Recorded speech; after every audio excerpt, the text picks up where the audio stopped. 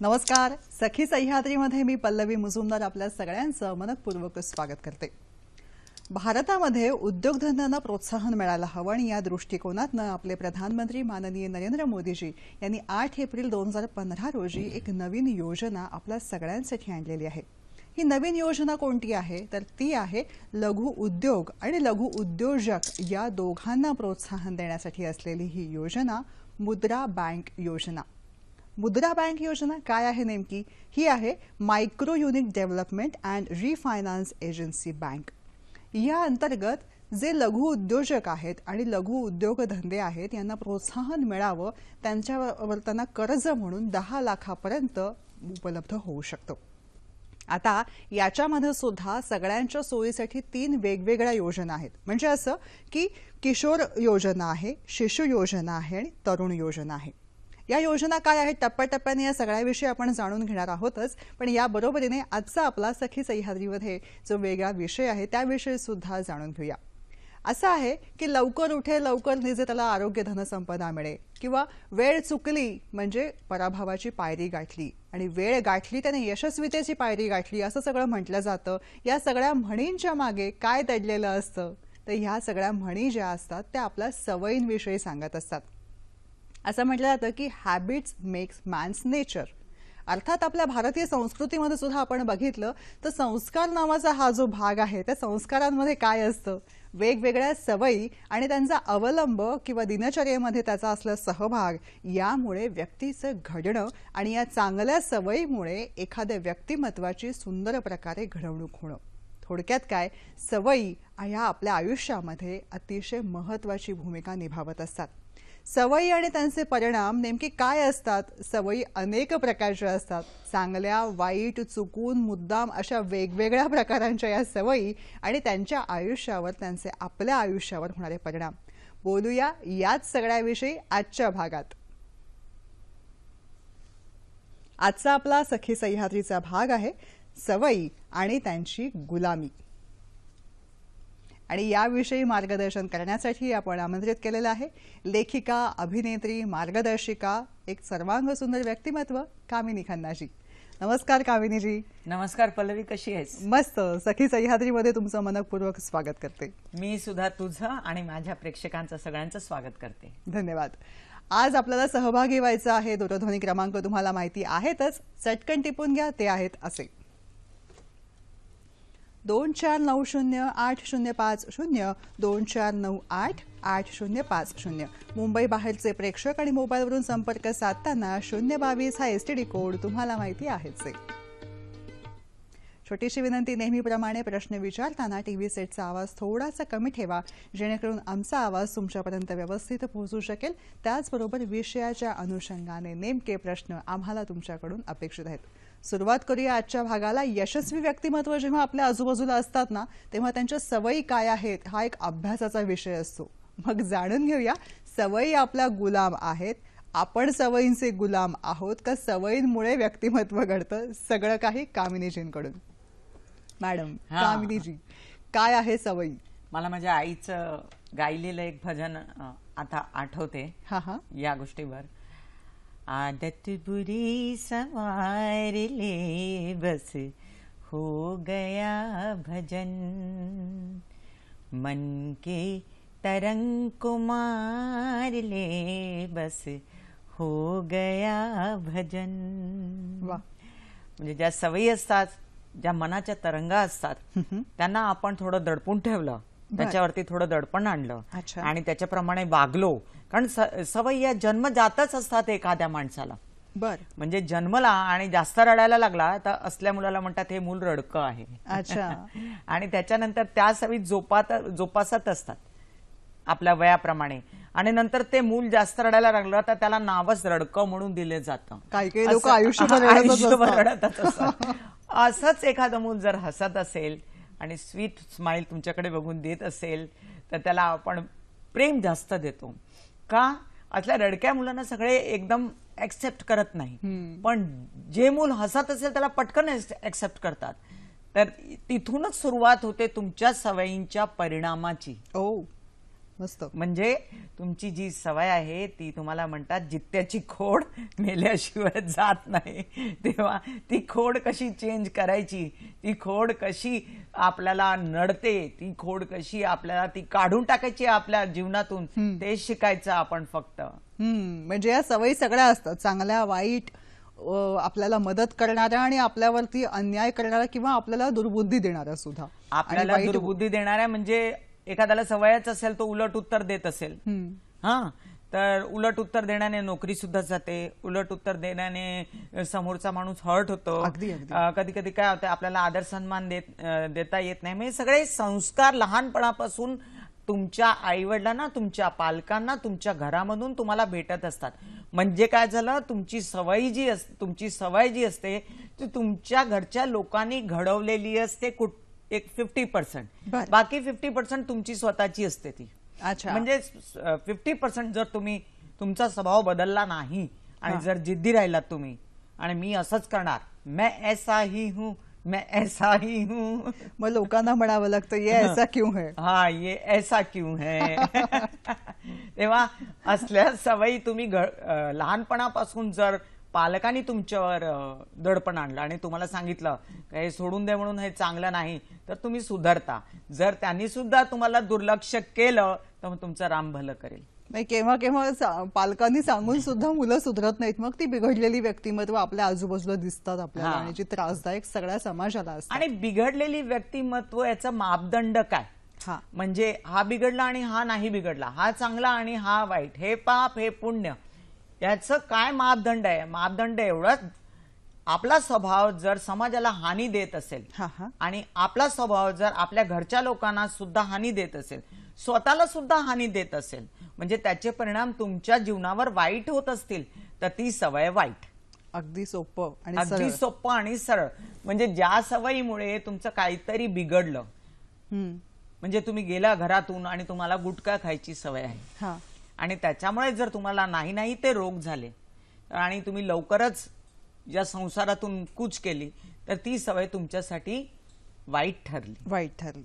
थोडक्यात म्हणजे व्यसनांकडे असलेला ओढा ही वाईट सवय झाली अशा पद्धतीने सांगत आहात. व्यसन असू दे, बोलायची तऱ्हा असू दे, उभं राहायची तऱ्हा असू दे, वागण्याची तऱ्हा असू दे, किंवा म्हणतात ना त्याला बॉडी लँग्वेज असतात, बॉडी लँग्वेज सुद्धा कळवतात तुमची सवय काय. म्हणजे एखाद्याला जर असं कोणाच्या घरी जाऊन टेबलावर पाय ठेवून बसण्याची सवय असेल, तर कोणाच्या घरी जाऊन आपण टेबलावर पाय ठेवून बसू शकत नाही. असाच काही माणसांना असं वाकून बोलता येतं. तुम्ही जर मी गेले होते म्हणजे गंगटोक वगैरे त्या साईडला फिरायला, आणि तिकडे एका हॉटेलमध्ये मला जेवण वाढायला आली लोक, आणि त्या लोकांनी मला जेवण वाढताना असं केलं. आणि प्रत्येकाने तिकडे लोकांनी काही पण देताना, म्हणजे दुकानावर सुद्धा मी गेले तेव्हा मला काहीतरी खरेदी करायचं होतं, ते खरेदी मी केलं आणि मी पैसे दिले त्यांना, पैसे घेताना त्यांनी असं केलं. म्हणजे मला एवढं बरं वाटलं मनात, मला असं वाटलं का ही किती चांगली सवय आहे, किती वाकून आणि किती आदराने तुमचे पैसे घेतात, किती वाकून आणि आदराने तुम्हाला जेवण देतात. हे संस्कार तिकडच्या लोकांना त्या पूर्ण समाजाने ठरवून दिले. म्हणजे असं नाही का सवयी फक्त आपल्या घरातच असतात, त्या समाजात सुद्धा असतात. किती छान. आता सामूहिक परिणाम जो आहे तो किती छान एखाद्या व्यक्तीपाशी, जसं तुम्ही सांगितलं की गंगटोक पासून जे सामूहिक परिणाम जो आहे तो आजही तुम्ही तुमच्या बरोबर घेऊन जाता. म्हणजे किती वर्ष झाली मला गंगटोक जाऊन, 8 वर्ष झाली, पण अजून सुद्धा मी विसरत नाही ते. म्हणजे तो परिणाम जो आहे तो किती दूरगामी असतात, त्याचे सवयींचे परिणाम हे दूरगामी असतात, हे यातनं लक्षात येतं. आज आपण म्हणतोय सवयी आणि त्यांची गुलामी ही केव्हाही वाईट ना मॅडम. मग गुलामी ही नेमकी आपल्याला सवयींचे आपण गुलाम होतो का सवयी आपल्याला घडवतात, तुम्हाला काय वाटतं? जसं मी तुला सुरुवातीलाच माझ्या आईचं भजन गाऊन दाखवलं, आदत बुरी संवारले बस हो गया भजन. म्हणजे आपण म्हणतो मी देवाला आळवणार आणि एवढा वेळ मेडिटेशनला बसणार, आणि सगळं केल्यानंतर जर तुमची सवयच वाईट असेल, जर तुम्हाला सगळ्यांशी तुम्ही वाईट रीतीने बोलत असाल आणि सगळ्यांशी तुम्ही कसं तरीच वागत असाल, म्हणजे ते समाजाला सुद्धा चांगलं वाटत नसेल, तर असली ही सवय काय झाली? असली ही सवय तुम्हाला, आणि तुझ्या प्रश्नावर येते. म्हणजे तुझा प्रश्न काय होता मगाशी? मी असं म्हणतो सवयींचे आपण गुलाम असतो का आपण सवयींमुळे घडतो? आणि सवयींमुळेच आपण घडत असतो. कसं? आपण गुलाम असतो त्यांचे. म्हणजे जर एखाद्याला सिगरेट ओढण्याची सवय असेल तर तो विदाऊट सिगरेट घराबाहेर निघू शकत नाही, विदाऊट लायटर तो घराबाहेर निघू शकत नाही. सगळ्यांना माहित आहे सिगरेटमुळे कर्करोग होतो, पण ते माहीत असल्यानंतर सुद्धा लोक ते सिगरेट ओढतात.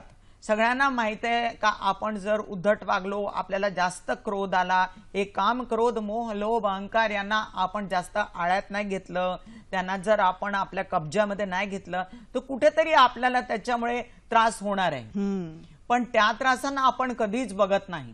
आपण काय करतो, मनात वाटतं तसं करतो. म्हणजे मला वाटतंय तसं मी वागणार. कार्यक्रमामधला फोन आलाय, तो घेते मॅडम. हा बिलकुल. गोरखनाथ यांचा फोन आहे. नमस्कार. हॅलो पल्लवी मॅडम नमस्कार. हा हा नमस्कार. हॅलो पल्लवी मॅडम नमस्कार म्हटलं. नमस्कार. मॅडम मला असं एक व्यक्ती जर हॅलो गोरखनाथजी, आवाज तुमचा स्पष्ट येत नाहीये. हॅलो मॅडम नमस्कार. नमस्कार. मी गोरखनाथ देकेकर सोलापूरहून बोलत आहात.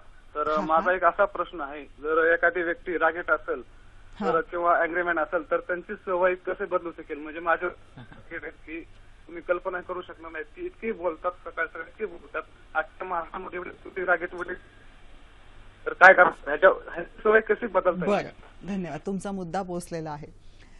राग, लोभ, मद, मोह, मत्सर सगळ्यापासून लांब राहावं असं म्हणतात, पण आज भौतिक युगामध्ये कोणालाच ते शक्य नाहीये, पण ही सवय जडते माणसाला. कधी सुद्धा काम क्रोध मोह लोभ अहंकार याच्यापासून सुटका होत नाही, कोणाचीच होत नाही. पण त्याला आपण कमी प्रमाणात त्याला आणू शकतो, म्हणजे त्याचं प्रमाण कमी करू शकतो. आता यांचं म्हणणं खरं आहे, जर सकाळ सकाळ कोणी आपल्याला वाईट रीतीने बोललं किंवा क्रोध केलं आपल्याला, तर पूर्ण दिवसच आपला खराब होतो. अशा वेळी एक नकळत लहान मुलांना लिक्विड्स जास्त पाजत जा. म्हणजे असं म्हणतात, चंद्रमा मनसो जायते, म्हणजे चंद्र हा मनाचा कारक असतो आणि चंद्र हा कित्येक वस्तूंना पृथ्वीवरती म्हणजे त्याच्याशी निगडीत असतात कित्येक वस्तू. त्याच्यामध्येच एक आहे पाणी, म्हणजे लिक्विड वस्तू. जर तुमच्या घरात तुमच्या मुलांना किंवा कोणाला सुद्धा जास्त राग येत असेल किंवा तुमच्या कुटुंबामध्ये कोणाला पण जास्त राग येत असेल, म्हणतात ना मोती घाला आणि चांदी घाला, ते सगळं करायचं नाही. सगळ्यात पहिलं तुम्ही काय करायचं, सगळ्यात पहिलं तुम्ही त्यांना पाणी जास्त पाजायचं, म्हणजे नकळत त्यांना पाणी जास्त पाजत जा. त्याच्यामुळे काय म्हणतात, त्यांचं माइंड कूल राहतं. अशा वातावरणामध्ये तुम्ही त्यांना संगीत ऐकवू शकता. म्हणजे नकळत तुम्ही रेडिओ लावायचा किंवा नकळत तुम्ही काहीतरी छान सुगम संगीत सकाळी उठल्यानंतर लावायचं. ते वातावरण सगळं तुमच्या आवडीने होऊ लागतं. म्हणजे त्या वातावरणात ती मुलं सुद्धा जोपासत जातात आणि त्यांना सुद्धा असं वाटतंय का छान वाटतंय. मग हळूहळू जी ती मोठी झाली तर त्यांना सुद्धा सवय पडेल का आपण सुद्धा सकाळी उठून संगीत ऐकावं. या दोन गोष्टी करून बघा तुम्ही. जर समजा तुम्हाला त्रास होत असेल, जास्तच होत असेल, तर तुम्ही आपल्या मुलांची काउन्सिलिंग सुद्धा करून घेऊ शकता. त्यांनी एक थोडासा असा छोटासा मुद्दा विचारला. त्यांनी म्हटलं होतं की वडिलांचा क्रोध जो आहे किंवा त्यांचा संताप जो आहे त्यामुळे घरावरती परिणाम होतोय. एक थोडंसं असं ह्याच्यामध्ये अजून एक ऍडिशन करते, ती म्हणजे अशी की एखाद्याची घरामध्ये असलेली एखादी सवय ही घरातल्या इतर मंडळींना त्रासदायक जेव्हा ठरू शकते, जसा क्रोध आहे, रागाने अदवा बोलणं किंवा क्रोध व्यक्त करणं, यामुळे घरच्या इतर मंडळींना जेव्हा त्रास होतो तेव्हा इतर मंडळींनी, सगळेच मोठे जातात, सगळेच 18च्या पुढचे आहेत, अशा वेळी त्यांनी कशा पद्धतीने डील करावं? सगळ्यांनी एक हेल्दी वातावरण निर्माण करायला पाहिजे. त्यांच्यात सर्वांचा वाटा हवा. म्हणजे कसं, सगळ्यांनी मिळून एक, तुम्हाला मी जसं सांगितलं, संगीत ऐकण्यासाठी किंवा विनोद करत जा किंवा तुम्ही घरात तुम्ही थट्टा मस्करी हसणं हे जरुरी नाही आहे. ते लाफ्टर क्लब मध्ये जाऊन हसतात सगळी लोक, आणि ते लाफ्टर क्लब तुम्हाला नजीक नसेल तर तुमचं घरच लाफ्टर क्लब बनवा ना, कोण सांगते? म्हणजे मला बोलतात सगळे काय कामिनी खन्ना हसतच असते सतत. आणि जेव्हा मी लहान होते तेव्हा मला पूर्ण माझ्या गावात, विरार गावात, मला सगळे हसरी म्हणायचे. तुमच्या घरात जर कोणी असं हसत असलेलं मूल असलं किंवा हसत असलेली नेहमी स्माइल ठेवणारी बाई असली किंवा स्माइल ठेवणारा पुरुष असला, त्याला तुम्ही पुढे पुढे करा. थोडक्यात वातावरण आनंदी ठेवायला सगळ्यांनी वातावरण आनंदी ठेवायला जे जमेल ते करावं. येस. पुढचा फोन आहे रवींद्र कुडाळकर यांचा पुण्याहून. नमस्कार. हॅलो. बोला रवींद्रजी. पल्लवीजी आणि कामिनी, आपल्या दोघांनाही नमस्कार. माझे 3 प्रश्न आहेत कामिनीजी.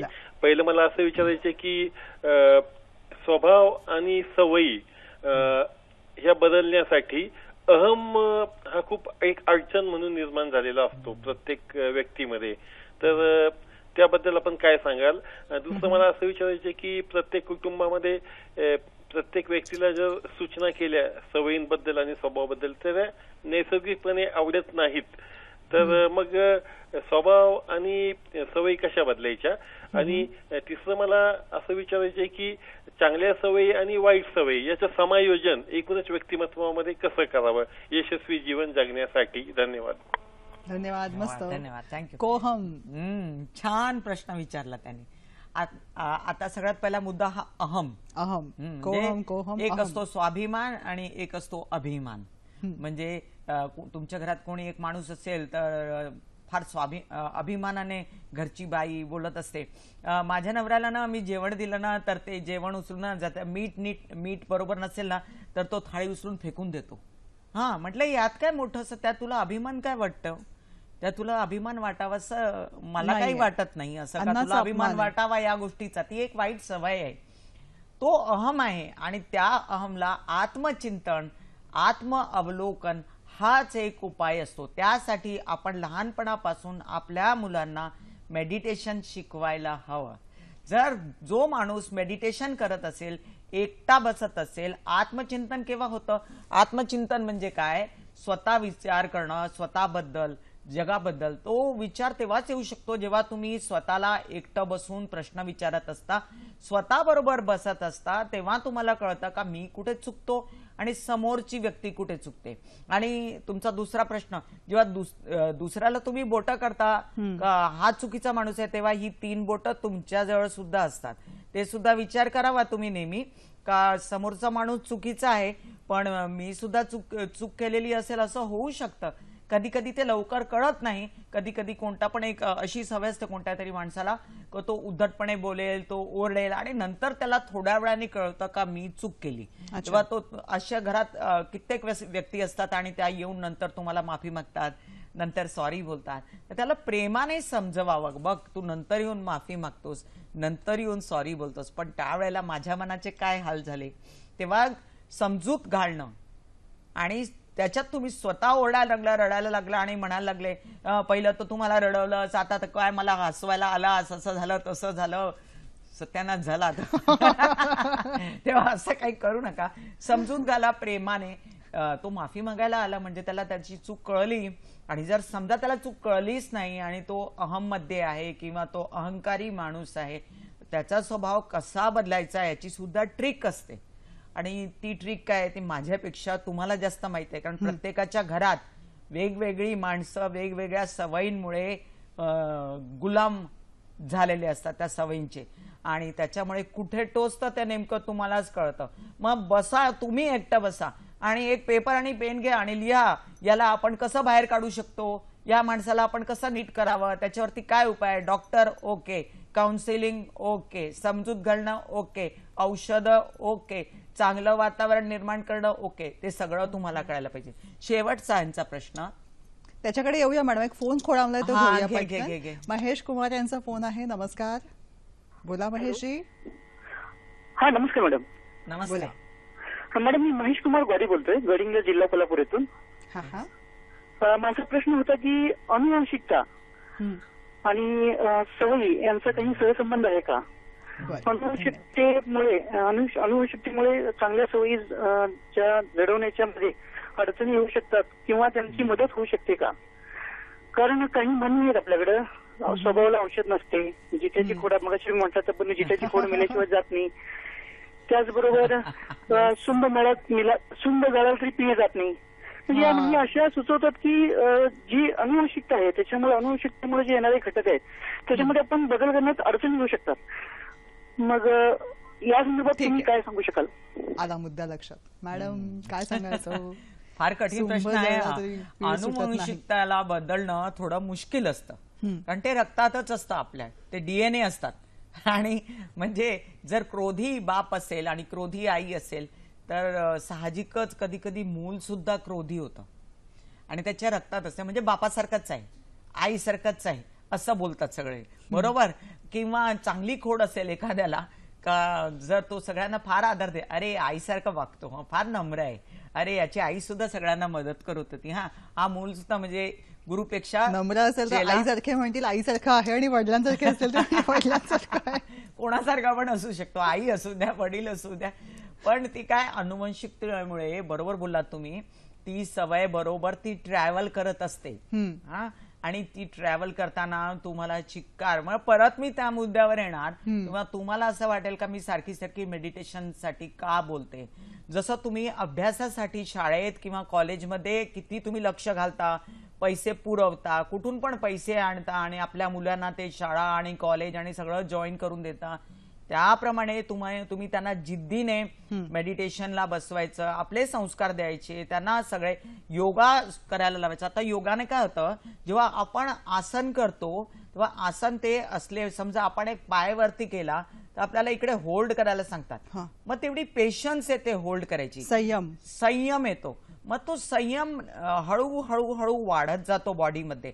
मग रोज जी योगा करणारी माणसं असतात ते कधीच अवातवा बोलत नाही का, तर त्यांना तो योगामध्ये जो पेशन्स किंवा संयम शिकवला जातो तो त्यांच्या स्वभावात उतरतो.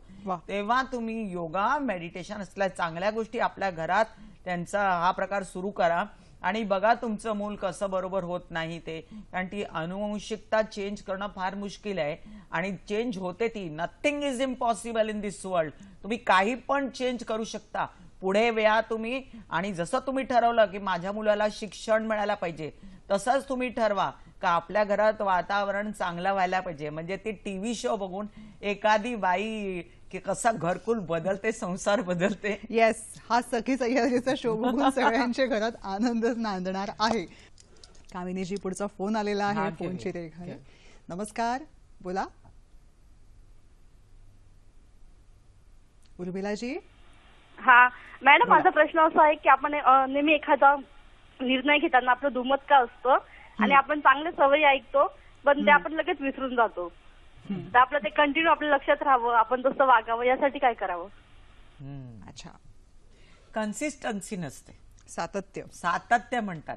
एक गोष्ट रोज करायची, कन्सिस्टन्सी. तुम्हाला हे तुमच्या काय म्हणते, तुमची जी जिद्द असते चांगलं करण्याची, आणि तुम्हाला ते मनात जे विचार येतात का नाही मी हे करणारच, म्हणजे नथिंग इज इम्पॉसिबल म्हटलं पण करणार कोण?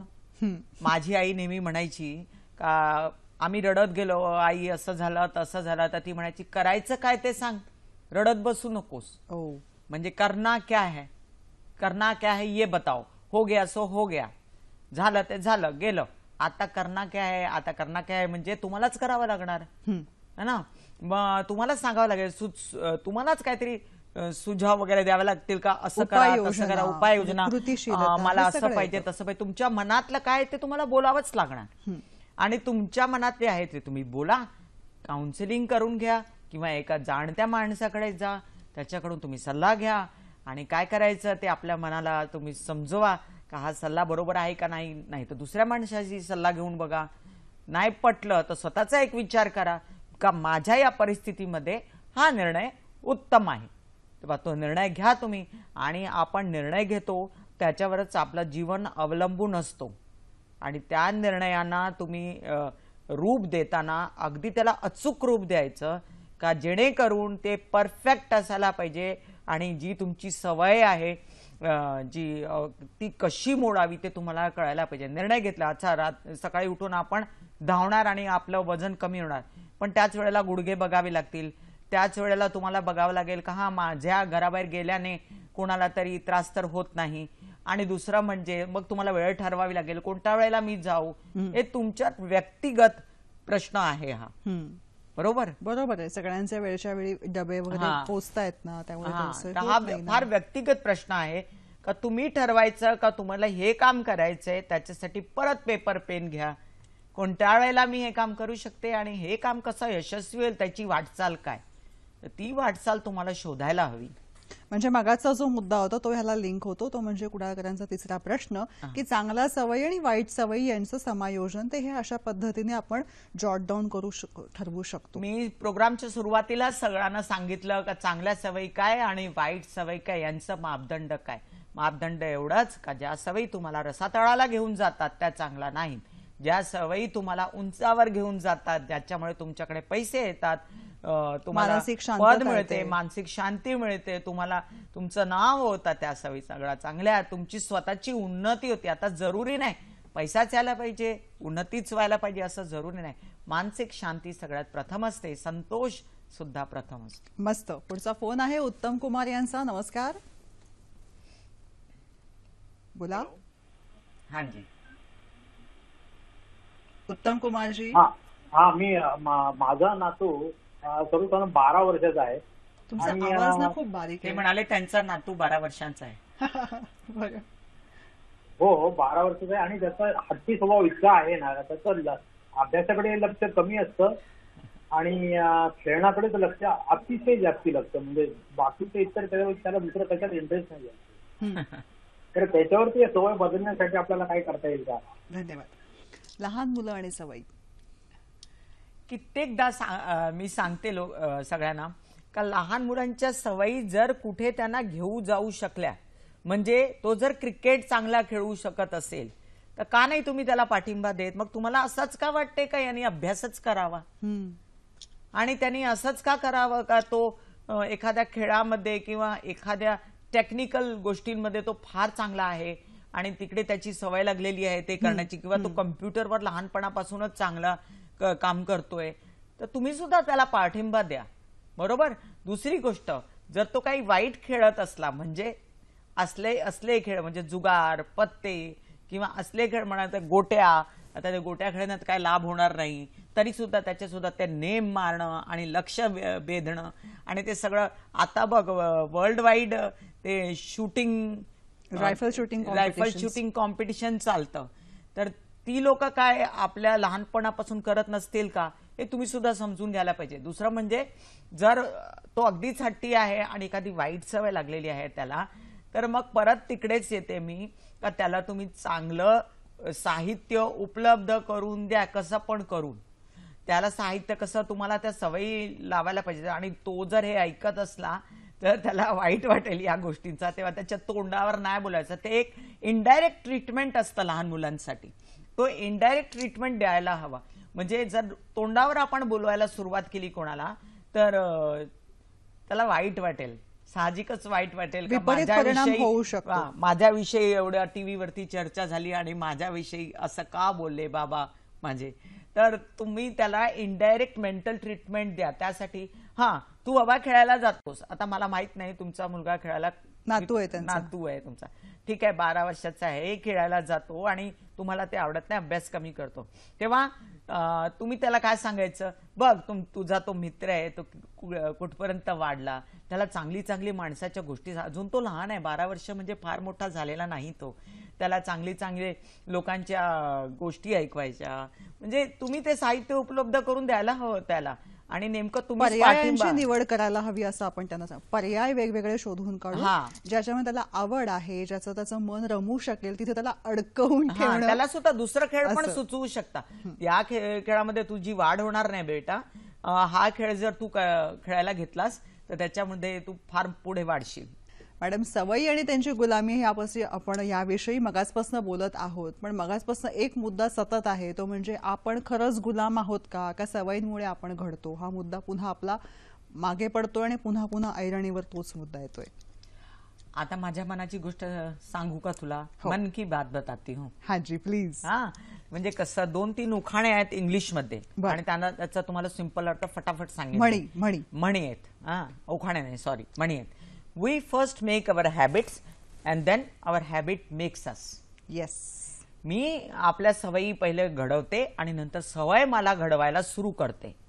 दुसरं काय, successful people are simply those with successful habits. Wow. म्हणजे जर माझ्या सवयी चांगल्या असल्या तर मी सफलतेचा टप्पा गाठीन. तिसरं, it takes at least 21 days to break a habit. म्हणजे मगाशी कोणीतरी विचारलं का मी कन्सिस्टन्सी ठेवू शकत नाही, म्हणजे आज जर मी एक सवय मोडली तर ती पुढे सुद्धा मी त्याला कन्सिस्टंट ठेवू शकत नाही, दुसऱ्या दिवशी मी परत तशीच वागते किंवा वागतो, त्याला कन्सिस्टन्सी म्हणतात, सातत्य म्हणतात. पण मला काय म्हणायचं याच्यामध्ये, समज एखाद्याने एक गोष्ट मोडायची आहे, सवय मोडायची आहे, ओके मी ही प्राणघातक सवय सिगरेट ओढणं सोडणार आहे किंवा गुटखा खाणं सोडणार किंवा काहीतरी वाईट सवय ज्याच्यामुळे मला त्रास होतोय ते मी सोडणार आहे. एक दिवस मी तसं केलं आणि दुसऱ्या दिवशी मला करता आलं नाही तर तिसऱ्या दिवशी परत जर जाणीव झाली तर तिसऱ्या दिवशी करा. चौथ्या दिवशी जाणीव झाली नाही, पाचव्या दिवशी झाली तर पाचव्या दिवशी परत करा. मग अशी हळूहळू मी एक तुम्हाला म्हण बोलून सुद्धा दाखवली. It takes at least 21 days to break a habit. सातत्याने 21 दिवस एका कॅलेंडरवरती लिहा का मी ही सवय मोडली. मी सकाळी उठले, मी उशिरा उठत होते तर मी सकाळी उठायची सवय केली. जर मी काहीतरी मिरची वगैरे फार तळलेली पदार्थ खात होते आणि मला ऍसिडिटी चिकार होत होती तर मी नाही खाल्लं. मी 21 दिवस केलं का? 21 दिवस पूर्ण केले का? ते 21 दिवस 2 महिन्यात झाले तरी चालतील मला, पण ते 21 दिवस करून बघा तुम्ही, कारण त्या सवयी मोडायला पाहिजेत. नाहीतर काय होईल, तुमचं जीवन, तुमची तब्येत सगळा तुम्ही तुमचं नुकसान करत असता. एक सातत्य राखण्यासाठी एक कालावधी आहे. तो कालावधी 21 दिवसांचा जर आपण पूर्ण केला तर अर्थातच 22व्या दिवशी आपण ती गोष्ट पुन्हा करणार नाही आणि चांगल्या पद्धतीनेच ती गोष्ट, चांगली सवय जडलेली असेल असं तुम्हाला म्हणायचं. आणि आपल्या पुराणांमध्ये ते 40 करायचे बघ प्रत्येक दिवस. म्हणजे बाळंत झाली बाई तरी ते 40 दिवस पाळायचे. ते 40 दिवस कोणत्या तरी मंदिरात जायचं असं पुराणांमध्ये आपल्या उल्लेख आहे. पण 40 दिवस काय, आता 21 दिवस म्हणतो, पुराणामध्ये तेव्हा 40 दिवस म्हणायचे. बरोबर. एखादी चेन कंटिन्यू करणार, नंतर आपल्याला सवय होते ती ते करण्याची. म्हणजे बॉडी एक्सेप्ट करतो, माइंड एक्सेप्ट करते ती सवय. पुढचा फोन आहे पुष्पाताईंचा अहमदनगरहून. नमस्कार, बोला. हॅलो, नमस्कार मॅम. नमस्कार.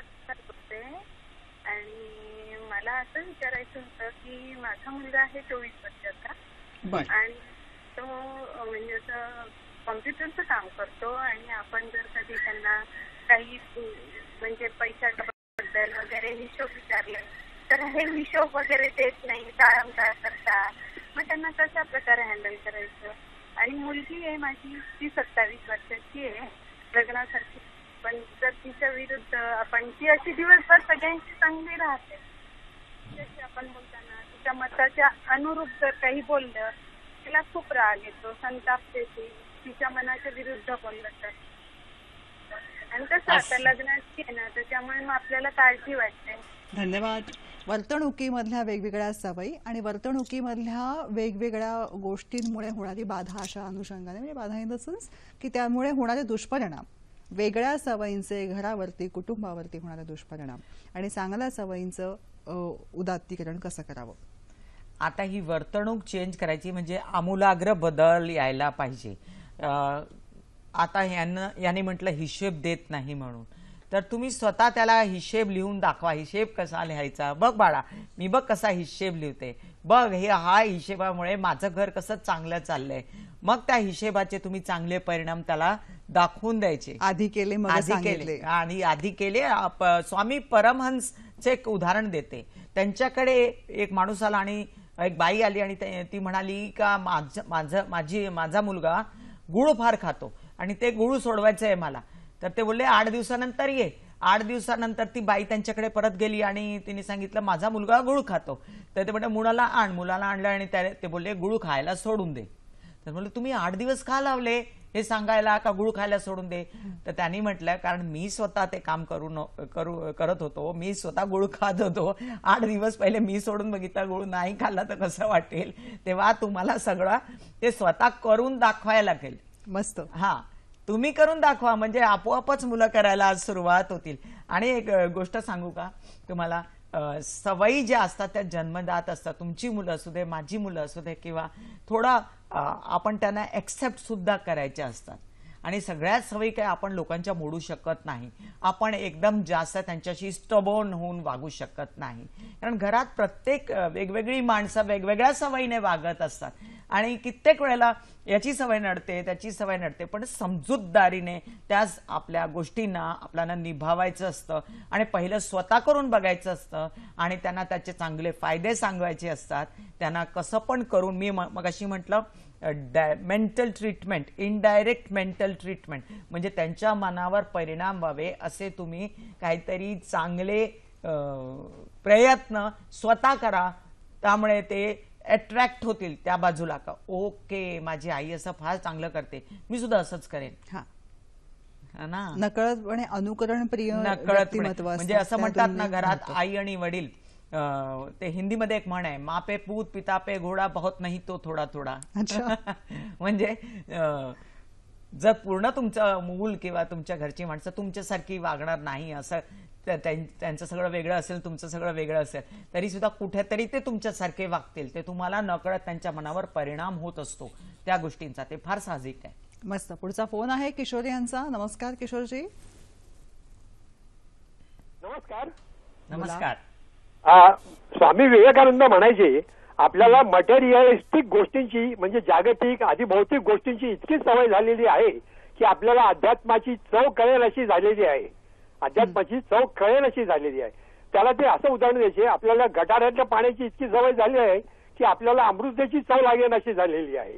तर ह्याबद्दल ही जी सवय आहे अध्यात्माची, ही सवयीने येते का, आणि ती जर का सवयीने येत असेल तर ती कशी आली पाहिजे? आभारी आहे. कामिनीजी, किशोरजींचा फोन होता की अध्यात्माची सवय म्हणजे एखादी सवय जडवायची कशी आणि कशा प्रकारे त्याला सातत्य राहिलं पाहिजे. किशोरजी नमस्कार. अध्यात्म हे सगळं जगाबाहेरच नसतं किशोरजी, अध्यात्म आतच असतं आपल्या. म्हणजे अध्यात्म म्हणजे आत्म आणि परमात्मा एवढंच कळायला पाहिजे. म्हणजे माझ्या आतच ईश्वर आहे ज्याला घेऊन मी फिरत असते, आणि तो परमात्मा कुठे बाहेर नाही, तो माझ्या आतच आहे. एवढंच फक्त समाजाने एक दुसऱ्याला शिकवायचं म्हणजे अध्यात्म कळेल. आणि तो परमात्मा कसा जगवायचा, त्याची कशी उन्नती करायची, स्वतःची कशी उन्नती करायची ते बघायचं. तेवढंच फक्त आहे अध्यात्म. मग ती कोणतीही जात असू दे, हे जात पात सगळं आपण बनवलंय, माणसांनी बनवलंय, समाजांनी वेगवेगळ्या समाजांनी बनवलंय. पण आपल्याला देवाने वरतून काय देऊन पाठवलं, हे शरीर आणि आपला आत्मा. तेव्हा आत्म हे परमात्मा एवढंच शिकवायचं. दुसरं सांगायचं तर पल्लवी, मला असं वाटतंय का मी एका पुस्तकांमध्ये लिहिलं होतं, माझी 20 पुस्तकं रिलीज झाली ॲज अ रायटर, आणि मी एका ठिकाणी लिहिलं होतं का ए आदत मैं तेरा गुलाम नहीं तू मेरी गुलाम है. कि ए आदत तू मेरा गुलाम नहीं, मैं तेरा गुलाम नहीं तू मेरी गुलाम है. मला वाटेल तेव्हा तुला सोडून देईल मी, धक्के मारून घराबाहेर काढून देईन मी. तेव्हा मैं तेरा गुलाम नहीं हूं. मला वाटेल तेव्हा असं वाटेल मला का हो या सवयीमुळे माझं वाईट होत आहे कुठेतरी, ओके नक्कीच त्याला सोडून देईन मी. नाहीतर माझी उन्नती कशी होईल, मी पुढे कशी वाढेन, माझं चांगलं कसं होईल. समजा मी उशिरा उठते आणि माझी कामं रेंगाळतात, मग ती कामं रात्री होऊ शकत नाही कारण रात्री जग झोपते, तर मला लवकर उठायला पाहिजे. जर मी जास्त खाते आणि मी जाडी झाले तर माझी सगळी कामं स्लो डाऊन होतील, कारण माझं शरीर ते करू देणार नाही मला. ओके माझं शरीर मला नीट करायला पाहिजे. मग थाळी एवढी भरून दिली आईने तरी मी त्याच्यामधला एकच चपाती खाईन, मग ती माझी सवय मोडीन. अशी कित्येक उदाहरणं आहेत ज्याच्यामध्ये माणसाची जी सवय, ओके मला केस मोठी करायची आहे, माझी सवय काय, मी केसांना नीट लक्ष देत नाही. एका ठिकाणी मी म्हटलं होतं माझ्या पुस्तकामध्ये की ध्यान म्हणजे काय. आता ध्यान हे फार वाईड एस्पेक्ट आहे आणि त्याच्यामुळे सवयी आपल्या अंगात असतात, त्या बाळवल्या जातात, त्या पुढे जातात. ध्यान, आपने ध्यान दिया बच्चों पर, बच्चे अच्छे हो गए. आपने ध्यान दिया लोगों पर, लोग अच्छे हो गए. अपनी पढ़ाई पर, अपने शरीर पर, म्हणजे तुम्ही कुठे पण ध्यान केलं, तुम्ही कुठे पण लक्ष दिलं, ती बाब आपली सुधारायला सुरुवात होते. तर आपली प्रत्येक बाब सुधारा. You should be perfect, and if you will be perfect, your work will be perfect, and if your work will be perfect, you will go ahead. God bless you. मस्त. म्हणजे ह्या ध्यान लक्ष देणं हा सवयीचा भाग करून त्याचं सातत्य तिथे असलं पाहिजे. वेळ कमी आहे पण तरुणपणामध्ये असं म्हणतात की तरुणपणामध्ये एखादी छंद जो असतो ती म्हातारपणामधली सवय होते असं जेव्हा म्हटलं जातं तेव्हा प्रत्येक वयामध्ये सवय लावणं आणि सवय सोडणं या दोन्ही गोष्टी शक्य आहेत. या दृष्टिकोनातून तुम्हाला काय वाटतं? तरुणपणाची सवय म्हातारपणात जाऊ शकत नाही पल्लवी. तरुणपणातला छंद म्हातारपणी सवय नाही, ती जाऊ शकत नाही. ते शरीर तेवढ्या आपल्याला करू देत नाही. म्हणजे आपण पहिले उड्या मारत होतो, आता उड्या मारायच्या असं नाही आहे.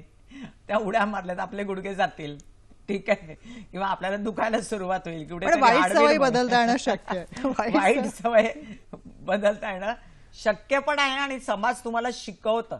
सातत्याने जे तुमच्या बरोबर घडत असतं ते तुम्हाला मग बरोबर तुम्हाला सुधरवून टाकतं ते. कारण तुमची जी हाल होतात तुमचे, जे तुम्हाला ते यशस्वी होणं आणि न होणं याच्यामध्ये फार थिन लाईन आहे. आणि त्या थिन लाईनला जेव्हा तुम्ही ओलांडता आणि तुम्हाला असं वाटतं ओके माझ्या सवयींमुळे माझं पूर्ण तारुण्य गेलं आणि माझ्या सवयीमुळे आता मी म्हातारा झालो आणि आता उरले फक्त एवढे वर्ष आणि मी आता पुढे कसं वाढायचं. ओके, तुम्ही आता सुद्धा पुढे वाढवू शकता, काही बिघडलेलं नाही. कामनी खन्ना म्हणते age is no bar. Age काहीच बार नसतं. फॉरेन मध्ये 50 वर्षाची बाई किंवा माणसं हिरो बनत असतात आणि आपल्याकडे म्हणतात ते टीव्ही मध्ये काही 35 वर्षाची झाली हिला दादी करून टाका. तेव्हा एज इज नो बार. तेव्हा तारुण्य आणि म्हातारपण याच्यामध्ये काहीच फरक नसतो. फरक एवढाच का तुमची जी शक्ती असते ती क्षीण होते आणि ती वाढवण्यासाठी सुद्धा इंटरनेट आहे, किती प्रकार आहे, ध्यान आहे, योग आहे, जेवण आहे, खाण आहे, सगळं सुधरवा आणि पुढे वाटचाल करा तुमची. मस्त. जाता जाता एका वाक्यात काय मूलमंत्र आहे? जाता जाता माझा मूल मंत्र असा आहे, ये आदत मैं तेरा गुलाम नहीं तू मेरी गुलाम है, जब मेरा दिल करेगा मैं तुझे घर से निकाल के फेक दूंगी. तेव्हा या सवयी आहेत की ज्या आपल्याला तोषवतात सुद्धा, आपल्याला आनंद देतात, आपल्याला घडवतात आणि आपल्याला मार्गक्रमण करण्यासाठी दिशादर्शन सुद्धा या सवयीच करतात. कारण या सवयींमधनंच व्यक्तिमत्व घडतं, व्यक्तिमत्व बिघडतं आणि व्यक्तिमत्व जेव्हा घडतात तेव्हा ती देशाला पोषक असतात, समाजाला पूरक असतात आणि अशाच व्यक्तिमत्वांनी समाज, संस्था, देश या सगळ्या गोष्टी उन्नतीकडे घेऊन जात असतात. तेव्हा उन्नतीचा मार्ग आपल्या सवयींमधनं होतो. विचार करूया या सगळ्या विषयांबद्दल आणि या सगळ्या मुद्द्यांवर. कसा वाटला कार्यक्रम नक्की कळवा या फेसबुक पत्त्याच्या माध्यमातून. www.facebook/sakhisayhadri.tv आणि sakhisayhadri@gmail.com.